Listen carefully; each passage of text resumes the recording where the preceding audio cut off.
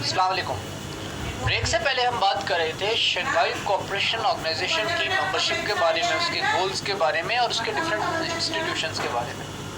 Shanghai cooperation organisation बनाई क्यों गई थी? बुनियादी जो इसकी वजह है वो है ऑब्वियसली कोई भी स्टेट अगर किसी ऑर्गेनाइजेशन या किसी अलायंस का पार्ट बनती है तो उसके रीजंस जो हैं वो उस स्टेट की स्ट्रेटेजिक कंपल्शंस या फिर उसकी इकोनॉमिक इंटरेस्ट हो सकती हैं। चाइना के केस में या रशिया के केस में या सेंट्रल एशियन जो स्टेट्स हैं, रिपब्लिक्स हैं, उनके केस में आपको पता है कि ये जियोग्राफिकली कंटिग्यूअस हैं, एक दूसरे के साथ मिलती जुलती हैं। और फिर जो है जबकि यूनाइटेड स्टेट्स की तरफ से चाहे वो 2017 की नेशनल स्ट्रेटजी हो या फिर 2018 की नेशनल डिफेंस स्ट्रेटजी हो या जो है वो चाइना का यूएसए का न्यूक्लियर पोस्चर रिव्यू हो या फिर पिवट टू एशिया जैसी पॉलिसी हो या रीबैलेंसिंग की पॉलिसी हो, यूएसए ने जब चाइना को स्ट्रेटेजिक कंपेटिटर करार दिया और साथ ही लिटरेचर में ये बात इमर्ज हो रही हो कि जो नई ग्रेट गेम है वो सेंट्रल एशियन रीजन में खेली जाएगी, तो ऑब्वियसली जो उसकी पेरिफेरी में या जो उसके करीब जो नेबरहुड में कंट्रीज होंगे उनकी इंटरेस्ट भी डायरेक्टली लिंक होंगे। तो इसी वजह से चाइना और रशिया इसमें इन्वॉल्व हो रहे हैं। तो न्यू ग्रेट गेम इसकी एक रीज़न है। और पैसिफिक एशिया हो या इंडियन ओशन रीजन हो या फिर एशिया हो, वहाँ पर अब एक तरफ यहाँ पर आपने राइजिंग एशिया या एशियन सेंचुरी का कॉन्सेप्ट भी जहन में रखना है और फिर एशियन टाइगर चाइना को करार दिया जाना, इसको भी आपने जहन में रखना है। राइज ऑफ द ईस्ट जैसे कॉन्सेप्ट को आपने जो है वो जहन में रखना है। क्लैश ऑफ सिविलाइजेशन को भी आपने जहन, तो ये सारे मिलके वेस्टर्न थिंकिंग बन रही है और जवाब में ईस्ट की थिंकिंग बन रही है, जिसमें कम्युनिस्ट रशिया है या फिर जो है वो सोशलिस्ट चाइना है। तो न्यू ग्रेट गेम यूएस की इंटरेस्ट को पैसिफिक एशिया में कन्फ्रंट करना।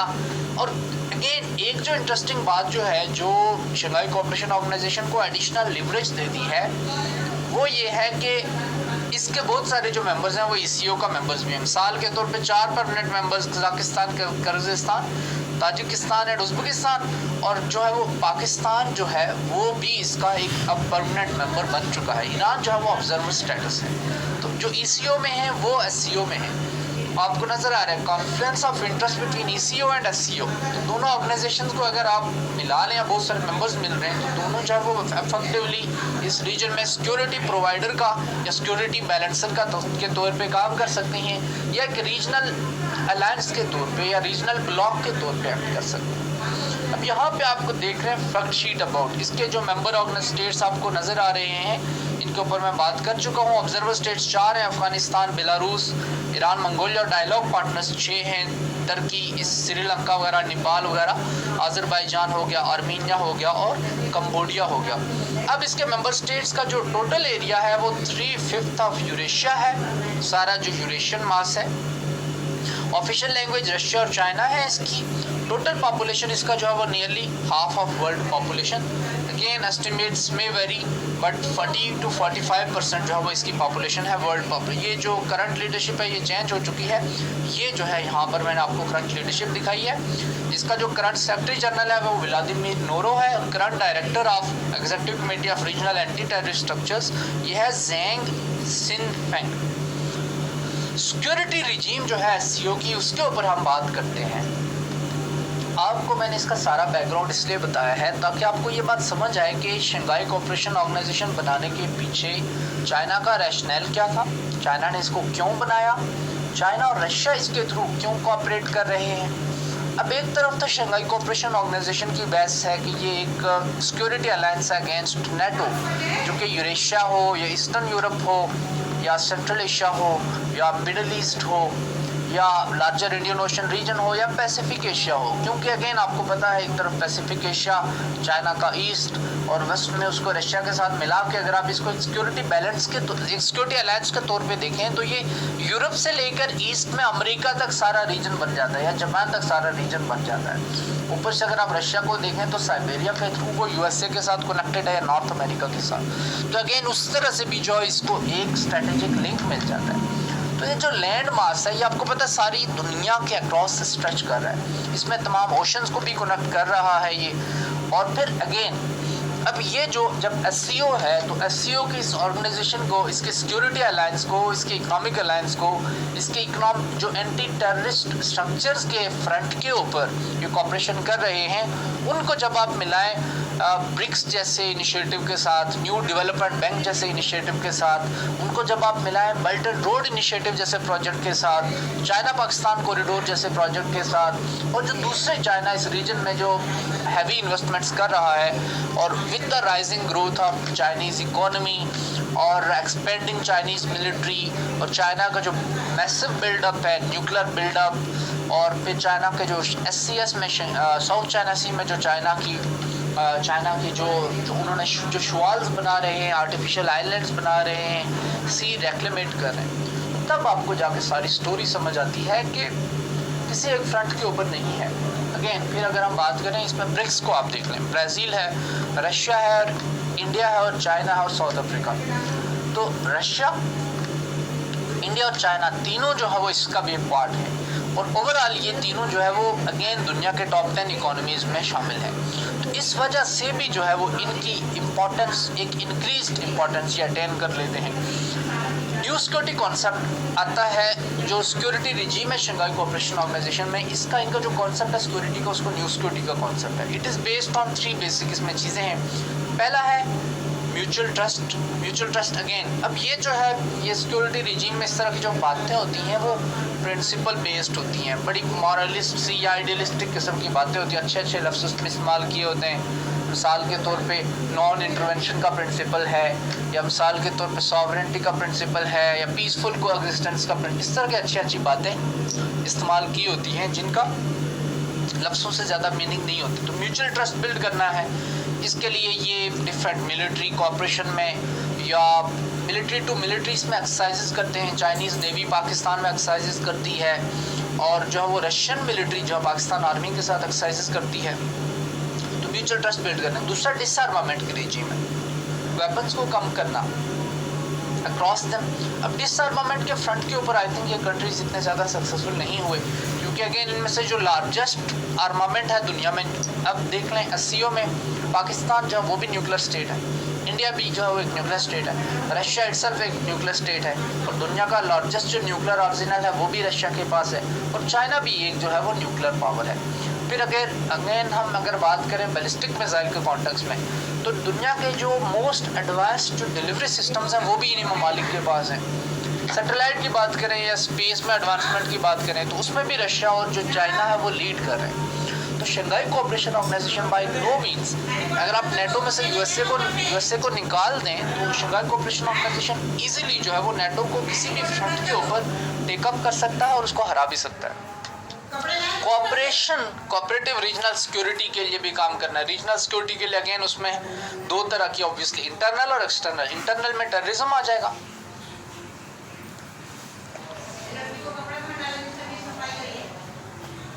इंटरनल में टेररिज्म आ जाएगा, क्योंकि इस रीजन के अंदर टेररिज्म का थ्रेट बहुत ज़्यादा, वो 3 मिनिस्ट्रीज उनके ऊपर मैं बात करता हूँ। और एक्सटर्नल में अगेन जो एक्सटर्नल पावर्स हैं उनकी यहाँ पे प्रेजेंस है, और एक्सटर्नल पावर आपको पता है यहाँ पे कौन सी प्रेजेंट है सबसे ज़्यादा। अब रशिया जो है, एक और बात थोड़ा सा आपको कंटेक्चुअलाइज करने के लिए, रशिया जो है वो SCO का पार्ट बनता है, पुतिन प्रेसिडेंट बनता है। इसी दौरान 2006-07 के बाद रशिया की जब रशिया का वो जो पोस्ट कोल्ड वार जो कॉन्फिडेंस रशिया का हर्ट हुआ था, हम उस कॉन्फिडेंस को रिविजिट होते देखते हैं जॉर्जिया के ऊपर अटैक के साथ, साउथ ईस्ट एशिया के ऊपर अटैक करना, उसके ऊपर रशिया ने कब्जा करना। 2014 में एक बिल्कुल नया टर्न नज़र आता है, जब हमें पोस्ट कोल्ड वार एरा में तकरीबन 25-30 साल के बाद 2014 में 24 ईयर्स के बाद हमें पहली दफ़ा रशिया जो है वो किसी कंट्री को एनेक्स करते हुए नज़र आता है। अब दूसरी तरफ आप ये देखें कि इसी तरह से ईस्टर्न यूक्रेन में रशिया ने जो है वो जंग शुरू कर दी, और फिर हमने देखा कि 2017 में पुतिन ने डिसीजन लिया कि मैं मिडिल ईस्ट में भी इंटरवीन करूंगा। पुतिन जो वो सीरिया के वॉर थिएटर में दाखिल होता है, रशिया सीरिया के वॉर थिएटर में दाखिल होता है, और सीरिया की जंग जो है वहाँ पे जो यूएसए और उसके जो अलाइड मिलिशियाज थे वो जो जंग जीत रहे थे बशार अल असद के खिलाफ, उस जंग का जो है वो टाइड ही टर्न हो जाता है। और यूएसए और तमाम जो नेटो पावर्स हैं या यूरोपीय यूनियन की पावर्स हैं जो चाहते थे कि बशार अल असद की गवर्नमेंट जाए, क्योंकि वो प्रो यूएसए नहीं था, वो जो है वो जो बैलेंस ऑफ पावर है वो बशार अल असद के फेवर में टिल्ट हो जाता है रशिया के एंटर होने के साथ। अब आप इसके साथ ईरान को लिंक करें, क्योंकि ईरान भी एससीओ का मेंबर है। तो ईरान जो है यूएसए हो गया और इसराइल, इन दोनों का आपस में कनेक्शन है। टर्की आपको पता है कि एससीओ का भी जो है वो ऑब्जर्वर स्टेटस है उसके पास। टर्की को आप मिला लें, ईरान को मिला लें, चाइना को मिला लें और रशिया को मिला लें, तो एक रीजन में एक सिक्योरिटी अलायंस बन जाता है लूज सा। ईरान का इन्फ्लुएंस सीरिया में, ईरान का इन्फ्लुएंस इराक में, ईरान का इन्फ्लुएंस जो है वो लेबनान में, और ईरान का इन्फ्लुएंस जो है वो यमन में। अब ये सारा आपको जो है वो लार्जर इस रीजन में जो है वो पिक्चर क्लियर हो रही होगी कि किस तरह से ये अपने अलायंसेस या किस तरह से अपने ब्लॉक्स या सिक्योरिटी कोऑपरेशन के लिए जो है वो एटमॉस्फेयर को स्मूथन कर रहे हैं। और अगेन इसमें प्रॉक्सीज की इन्वॉल्वमेंट भी है, हर कंट्री दूसरे में करता है। चाइना जो है, मैंने आपको बताया था जब मैंने आपको स्ट्रेटेजिक जियो स्ट्रेटेजिक्स के ऊपर जो है लेक्चर दिया था, मैंने आपको बताया था कि चाइना जो है वो रशिया में सबसे बड़ा इन्वेस्टर है।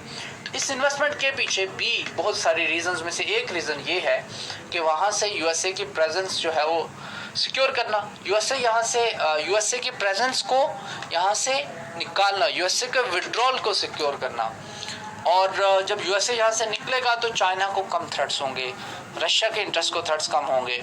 और इस रीजन में रशिया के पास अपनी जो है वो नेचुरल रिसोर्सेज बहुत ज़्यादा हैं, और सेंट्रल एशियन रीजन भी नेचुरल रिसोर्सेज में रिच है। दूसरी तरफ शंघाई जो साउथ चाइना सी है वो भी रिसोर्सेज में रिच है। तो चाइना की ईस्टर्न पॉकेट और वेस्टर्न पॉकेट दोनों में जो है वो, चाइना के ईस्ट और वेस्ट दोनों में जो है मिनरल रिसोर्सेज, पेट्रोलियम रिसोर्सेज वो रिच हैं। दोनों तरफ जब चाइना का होल्ड होगा तो चाइना की ये जो ग्रोथ है, फिनोमिनल ग्रोथ, इसके लिए चाइना को फ्यूल मिलेगा। तो वो फ्यूल जब प्रोवाइड करेंगे, चाइनीज़ मैन्युफैक्चरिंग सेक्टर के ऊपर हम बात कर चुके हैं, बहुत जल्दी जो एक्सपेंड हो रहा है, लार्जेस्ट मैन्युफैक्चरर है दुनिया का। तो जो ग्लोबल मार्केट्स हैं उनके ऊपर जो है वो चाइनीज़ फर्म्स और चाइनीज़ गुड्स का ही राज होगा। तो बुनियादी तौर पे ये जो कंपटीशन है ये किसी एक सेक्टर तक लिमिटेड नहीं है, ये तकरीबन हर सेक्टर में, हर एरिया में जो है वो खेला जा रहा है।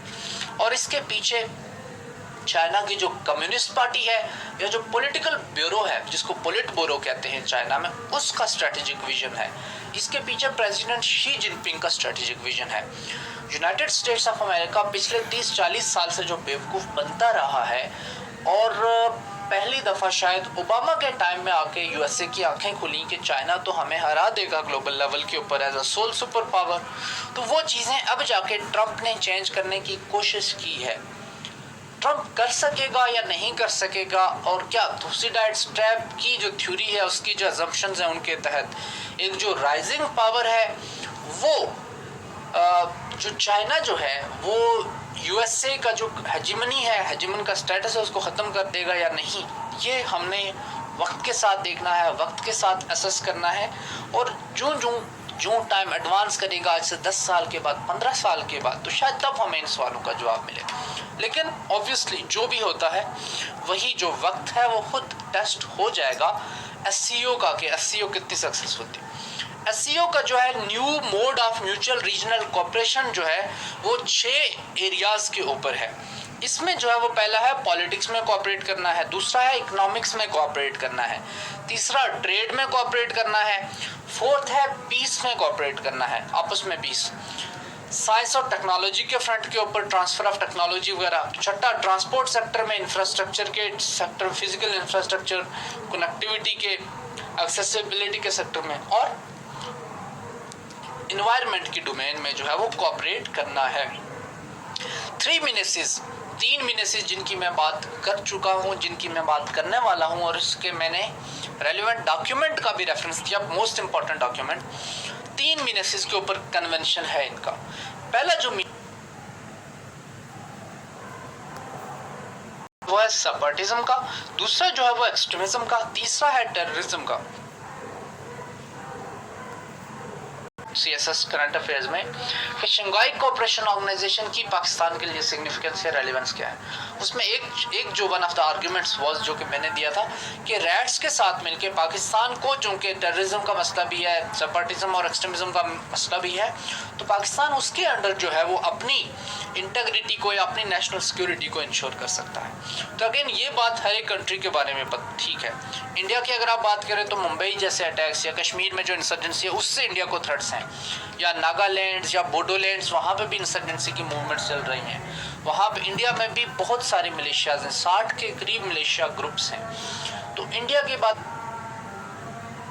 करें, चाइना की बात करें, रशिया की बात करें, कोई मुल्क आज़ाद नहीं है। ईरान में आपको, अफगानिस्तान की बात करें तो वहाँ पे एक्सट्रीमिज्म, वहाँ पे टेररिज्म जो है वो ऑल परवेसिव है। तो इस सिचुएशन को जहन में रखते हुए ये जो 3 मीनेसिस है, इनको फाइट करने का जो शंघाई कोऑपरेशन ऑर्गेनाइजेशन का है वो बहुत ज़्यादा इम्पोर्टेंट है।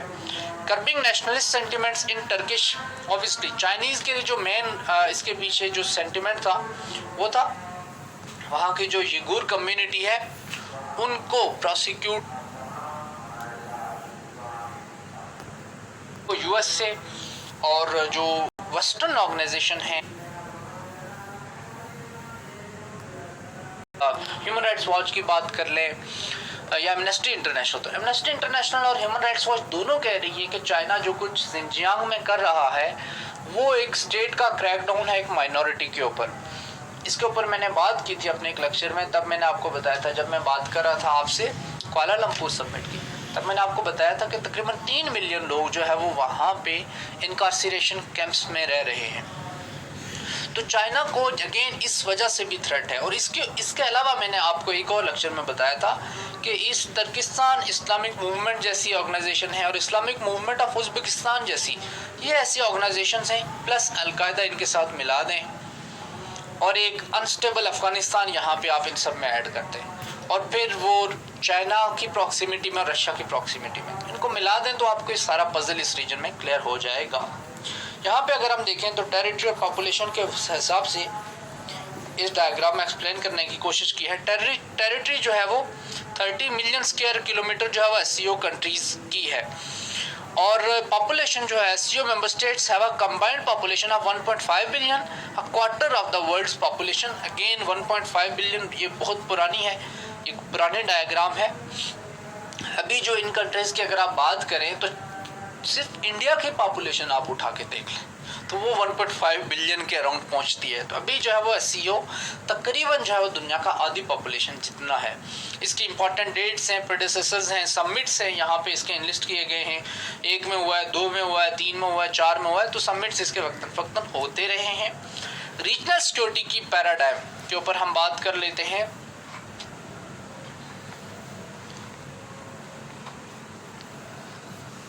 बट इसके ऊपर हम बात करेंगे एक ब्रेक के बाद। आपसे इजाज़त चाहते हैं, अपना ख्याल रखिएगा, अल्लाह हाफिज़, जल्द बात करते हैं। अस्सलाम वालेकुम, आई एम ज़ुहैब अहमद और हम बात कर रहे थे शंघाई कोऑपरेशन ऑर्गेनाइजेशन की। शंघाई कोऑपरेशन ऑर्गेनाइजेशन काफ़ी सारे फ्रंट के ऊपर सक्सेसफुल हुई है।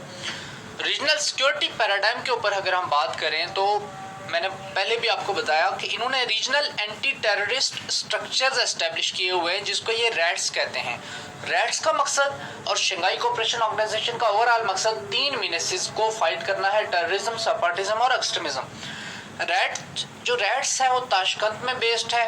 ये मेनली ऑपरेट करती है 3-4 एरियाज में, क्राइम प्रिवेंशन और कंट्रोल में, ड्रग्स ट्रैफिकिंग में, आर्म्स ट्रैफिकिंग में और मिलिट्री कोऑपरेशन में। यहाँ पर आप देख सकते हैं टाइमलाइन, जिसके तहत जो है वो डिफरेंट कंट्रीज SCO का पार्ट बने।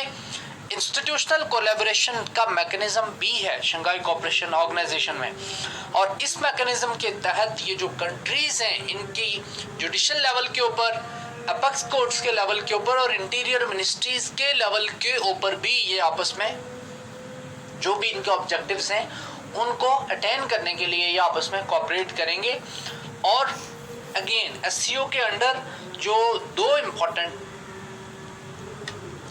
रशिया, चाइना,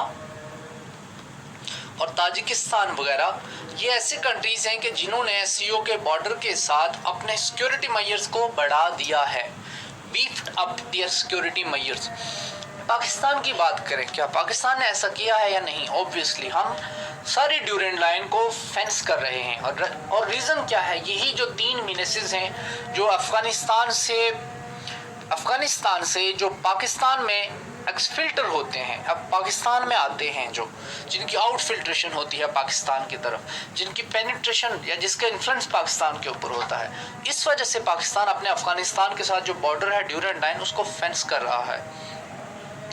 पाकिस्तान की शंघाई कोऑपरेशन ऑर्गेनाइजेशन के साथ क्या रेलेवेंस बनती है, इसमें चंद एक पॉइंटर्स जो आपके साथ डिस्कस करने इंपॉर्टेंट हैं। पहली बात तो आपने ये देखनी है कि पाकिस्तान का जो इंडिया के साथ कॉन्टेक्स्ट बनता है, पाकिस्तान इंडिया राइवलरी और मेंबरशिप ऑफ एससीओ, अगेन अगर चाइना जैसे और रशिया जैसे पावरफुल मेंबर स्टेट्स को आप शामिल कर लें, जो कि P5 में भी हों, अगेन आउट ऑफ P5 ये 2 P2 तो यहाँ पर ही आ जाते हैं, ये दोनों इन्वॉल्व है, और इनका प्रेशर हो, और चाइना और इंडिया का जो इंक्रीजिंग ट्रेड कोऑपरेशन है, और इंडिया का और रशिया का जो इंक्रीजिंग मिलिट्री कोऑपरेशन है, उसको ध्यान में रखते हुए, और इन दोनों ग्लोबल पावर्स का अपना ओवरऑल इंटरनेशनल रिलेशंस में या इंटरनेशनल सिस्टम में वेटेज सामने रखते हुए अगर ये दोनों प्रेस करें पाकिस्तान और इंडिया को, तो ऑब्वियसली इनकी बात को सुना जाता है। तो पाकिस्तान के पास एक ऑप्शन है कि वाया एससीओ पाकिस्तान इंडिया के साथ अपने तमाम आउटस्टैंडिंग इश्यूज को रिजॉल्व करने की जो है वो कोशिश कर सकता है। ऑल्दो इंडिया कभी अग्री नहीं करेगा, बट एक opportunity for the sake of the argument बात की जा सकती है कि एक अपॉर्चुनिटी ये पाकिस्तान को प्रोवाइड करता है कि जिसके तहत कि साउथ एशिया में जो भी मसाइल हैं इन दोनों कंट्रीज़ के दरमियान, सिक्योरिटी के मसाइल हैं, उस सिक्योरिटी के मसाइल को यूएनओ तो नहीं रिजॉल्व कर सका, वेस्ट रिजॉल्व नहीं कर सका, यूरोपीय यूनियन उसके ऊपर कुछ नहीं कर सका, but Shanghai cooperation organisation effectively कुछ कर सकता है। पाकिस्तान की जियोग्राफिकल, जियोपॉलिटिकल और जियो स्ट्रेटेजिक जो लोकेशन है वो इतनी इम्पॉर्टेंट है कि शंघाई कोऑपरेशन ऑर्गेनाइजेशन को और इसके जो 2 मेन प्रोमिनेंट कंट्रीज हैं रशिया और चाइना, वो पाकिस्तान को डिस्काउंट नहीं कर सकते, पाकिस्तान को इससे निकाला नहीं जा सकता। And the reason being Gwadar और सीपेक को आप मिला दें तो Pakistan definitely gets immense importance for this overall जो है वो जो ब्लॉक है उसके लिए पाकिस्तान बहुत ज़्यादा इम्पोर्टेंट। और अगेन जो एक पावरफुल मिलिट्री का होना है, एक एक्सपीरियंस प्रोफेशनल मिलिट्री का होना, और उसके साथ न्यूक्लियर एलिमेंट ऐड कर देना कपल्ड विद जियोग्राफी, तो फिर पाकिस्तान जो है वो इंक्रीज्ड इंपॉर्टेंस हासिल कर लेता है एससीओ के लिए। Pakistan is at cross roads, तीनों को मिला रहा है, south China, west east Asia and central Asian republics, in the context of global war on terror, गोवाट, global war on terror, plus in the context of new great game. Natural link provide करता है Xinjiang province तक, तो जिसकी वजह से जो है वो सारा चाइना पाकिस्तान इकोनॉमिक कॉरिडोर जो है वो बनाया गया है। सीपेक ऑलरेडी बात हो चुकी है, one belt one road, string of pearls, Indian ocean, Pacific ocean, सारी बात हो चुकी है।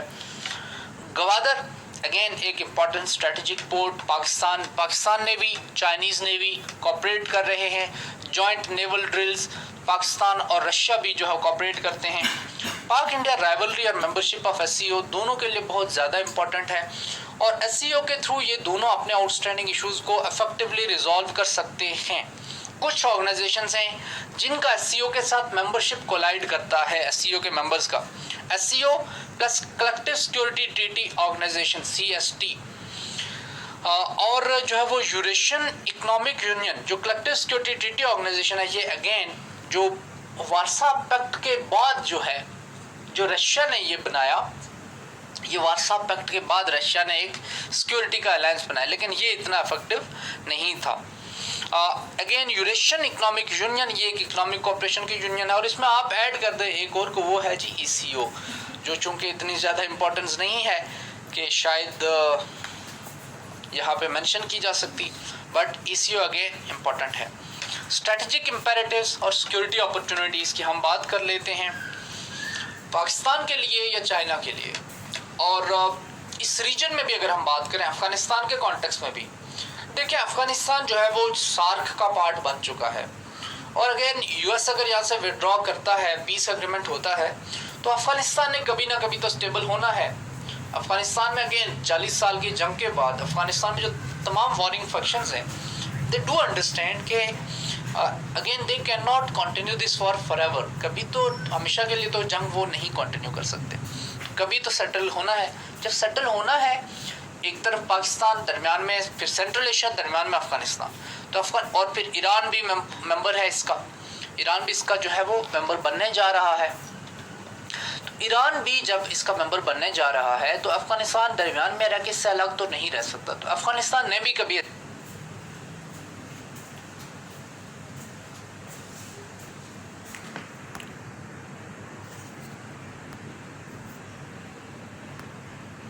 इससे अलग तो नहीं रह सकता। तो अफगानिस्तान ने भी कभी एससीओ का मेंबर बनना है। इस कॉन्टेक्स्ट में रैट्स की जो टेक्निकल एक्सपर्टीज हैं काउंटर टेररिज्म को लेकर, उनको ये कंट्रीज इस्तेमाल करते हुए अपने ममालिक में, पाकिस्तान को देख लें टेररिज्म का कितने बड़े मसाइल का सामना है, हमें नेशनल एक्शन प्लान जैसे जो है वो इंस्ट्रूमेंट्स बनाने पड़े, तो ये अपने टेररिज्म के मसाइल को इससे हल कर सकते हैं। जॉइंट एक्सरसाइजेस इसके तहत एससीओ के अम्ब्रेला के अंडर जॉइंट एक्सरसाइजेस, मिसाल है 2017 की, 2016-17 में रशिया और पाकिस्तान ने ये लगातार 17 और 18 में, 16-17 में ये एक्सरसाइज स्टार्ट किया। आई थिंक 16 में पहली दफ़ा स्टार्ट की है। दरुज़बा, जिनको फ्रेंडशिप मतलब है, जिसका रशियन है इसका दरुज़बा, ये रशिया और पाकिस्तान ने ये माउंटेन वॉरफेयर की एक्सरसाइज स्टार्ट की। पाकिस्तान और चाइना तो करते ही रहते हैं। ट्रांसफ़र ऑफ टेक्नोलॉजी के अग्रीमेंट सीपैक के अंडर हो रहे हैं, और इन कंट्रीज़ अगेन चाइना से पाकिस्तान, रशिया से पाकिस्तान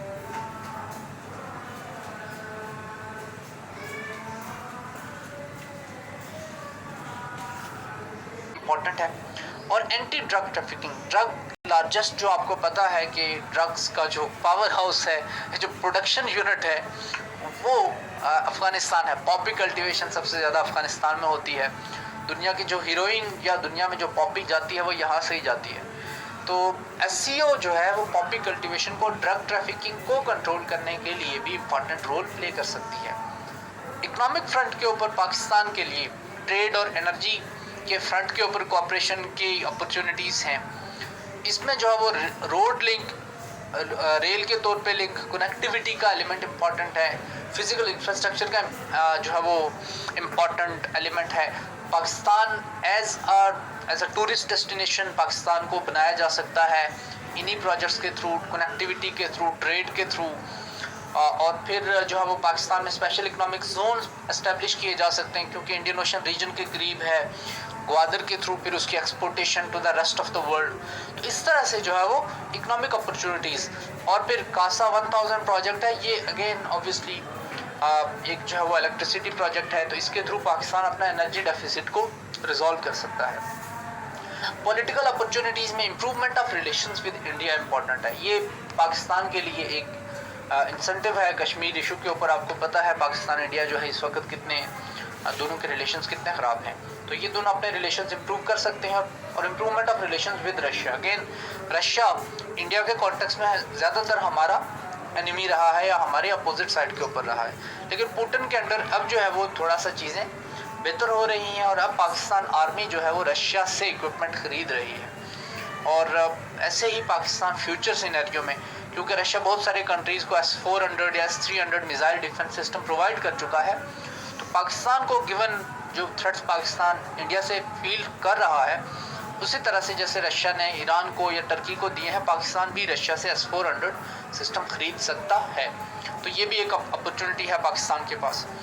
जो आपके पास इस टॉपिक को क्लोज करते हुए जो असाइनमेंट क्वेश्चंस हैं, जिनके ऊपर आप जिस अंदाज में आप इसको देख सकते हैं कि SCO is a tool for Chinese global supremacy, एक तो आप इसको इस कॉन्टेक्स्ट में देख सकते हैं, इसके ऊपर कमेंट करें। दूसरा, SCO offers Pakistan with best strategic alternatives to the US security guarantees vis a vis India, और जो अपने पाकिस्तान के मसाइल हैं, नॉन स्ट्रेटेजिक इंटरेस्ट, स्ट्रेटेजिक और non strategic interest vis a vis India obviously, इसके ऊपर जो है वो आप कमेंट कर सकते हैं। इजाज़त चाहते हैं, अपना ख्याल रखिएगा, अल्लाह हाफ़िज़।